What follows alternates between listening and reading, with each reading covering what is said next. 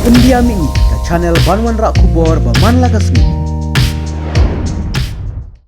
Ubah pensingan NCM Deputy CM ke KHADC ha ke sengi thoding ka khandai tarik urempang arjar arpsau ula pelait pedba ya ka jingruai ne ka team song jong ka jingpenlong ka district council ya ka monolith festival bat kumjuru ula pelait pedba ya ka kali ka ban penbana chpang ka ne ka festival ya ka jing pelait pedba ya ka team song la penlong ha conference hall kat ba ka media campaign vehicles la pelait pedba ha phalau jong council ha ka jing don lang ki executive member ba kentup ba Victor Rani ba Tebor Pathau ba Gigor Merthong Congress Mary Kharpuri kong Magdalene Saukmi Malong ba Fatien Lakadong ba Rangken Sai Kharbuki ki officer jong ka council bat kiwe uba pensingan habakren ha ki jingalang uloong bakate ka festival kade ka jing peninam ya ka jinglong tenrai kwasi lakalong hakarwai ka siau ka tem kaput ka bam kadi ka ketien ka thlet bat karyam tenrai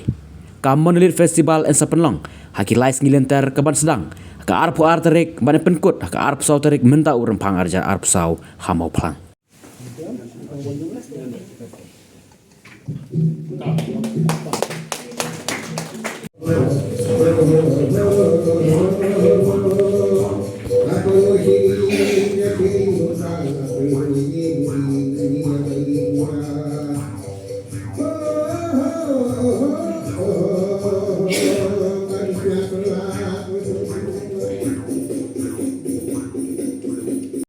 Suapan pelajak ketika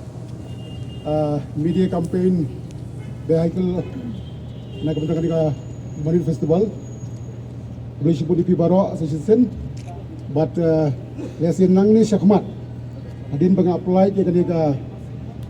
media campaign vehicles nak kebetulan ke Marine Festival niok bandung man lagi kapsor lagi wigi jaka ban perta sedikit bak nung sunong baro baga Monolith Festival jungi kan sedang haka apu atrik jong ni benai bagan berkot hak benai haka nuju benai haka apsal trik